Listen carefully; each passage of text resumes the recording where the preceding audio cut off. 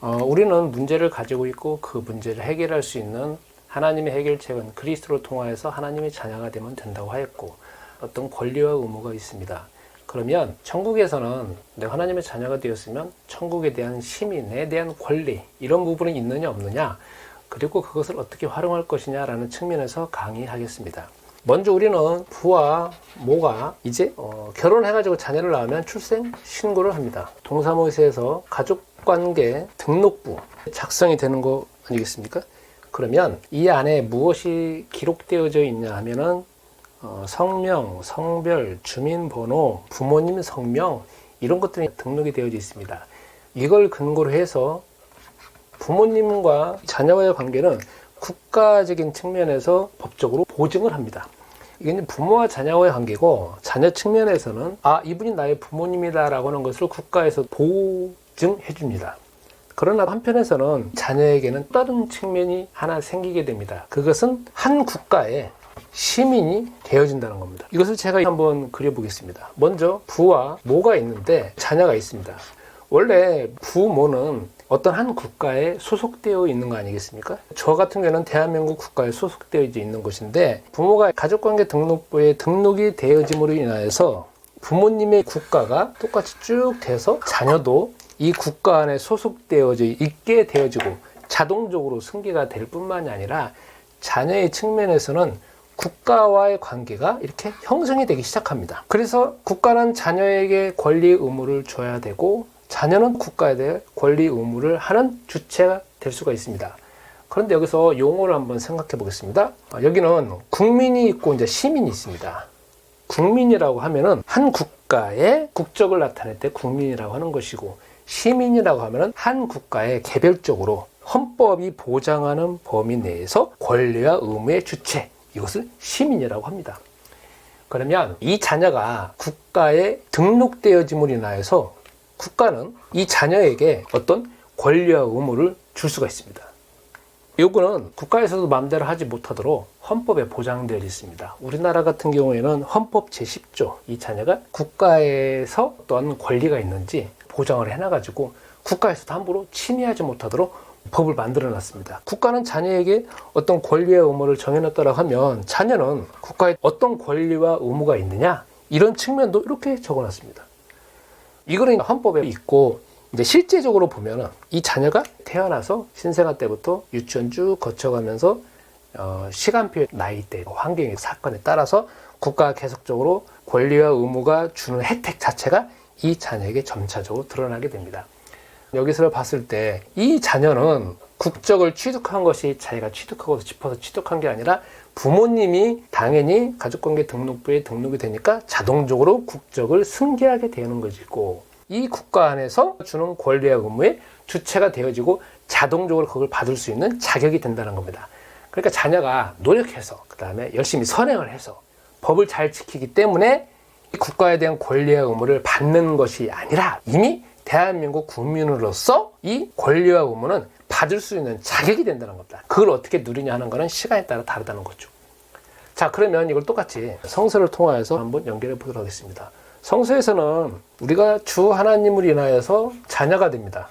제가 예수가 그리스도라는 그 고백을 통해서 하나님의 자녀가 되었고, 주 하나님은 자녀로 선언을 하셨고, 이것 자체가 어디에 기록되어지냐면 가족관계 등록부하고 연결해 볼 수 있는 것이 하늘나라 생명책, 이거는 빌립보서 4장 3절, 바울이 그들의 이름은 이미 생명책에 있느니라, 이 선언이 있는 것처럼 이미 주 하나님은 나의 이름을 하나님의 생명책에 이미 기록해 놓으셨다는 겁니다. 누가 기록해 놓았나 하는 것은 주 하나님이 지시했겠죠. 그러나 주 하나님이 직접 기록해 놓을 수도 있고, 천사가 기록해 놓을 수도 있고, 그거는 저는 잘 모르겠습니다.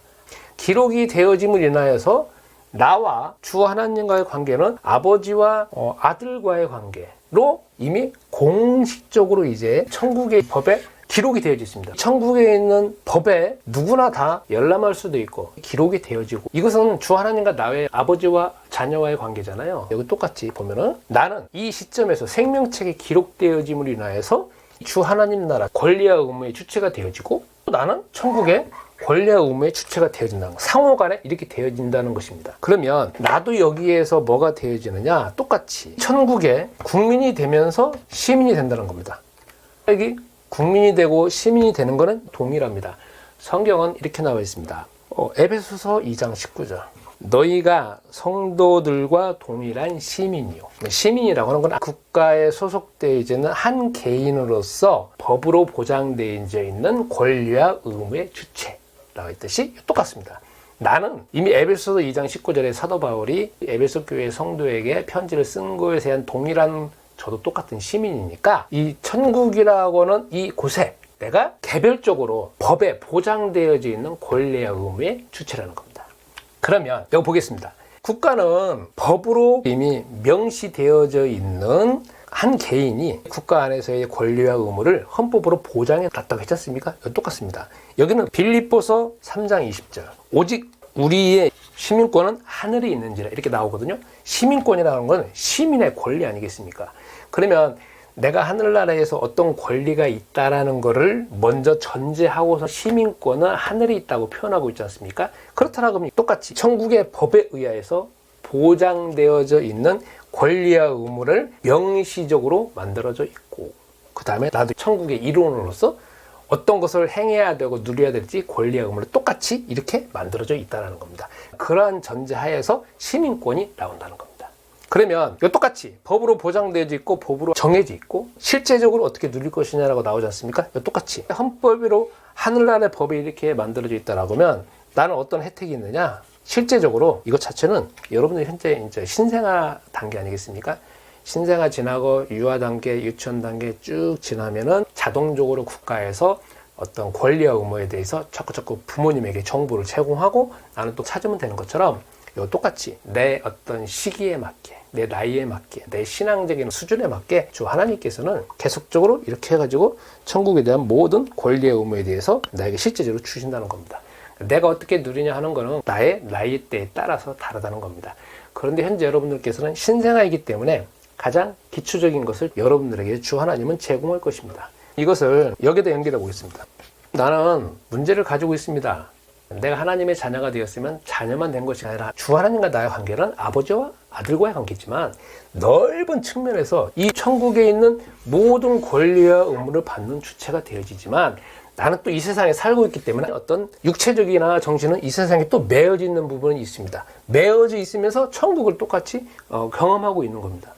그러니까 나는 노력해서 천국을 얻는 것이 아니고 조금 선행을 베풀어서 천국을 얻는 것이 아니라 나는 이미 하나님의 자녀니까 천국 시민권은 당연히 가지고 있고 시민에 대한 권리를 내가 누리고 있다는 것입니다. 이 세상에서 어떻게 누릴 것이냐, 많이 누릴 것이냐라고 하는 것은 여러분이 지금 현재 닥치고 있는 문제를 보고서나 어떻게 응답받을 것인가 기도하시는 가운데에서 자꾸 응답이 되어지는 것이고 그 응답은 내가 하나님의 자녀가 된 사실도 있지만 천국의 모든 시스템의 권리와 의무가 나에게 오기 때문에 이 문제가 점차적으로 해결되는 것을 보게 된다는 겁니다. 그리고 나는 하나님의 자녀이지만 천국 시민을 당연히 소유한 사람입니다.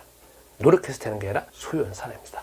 그래서 이 소유한 것을 이 문제를 통해서 더 경험하시기 바랍니다. 이상입니다.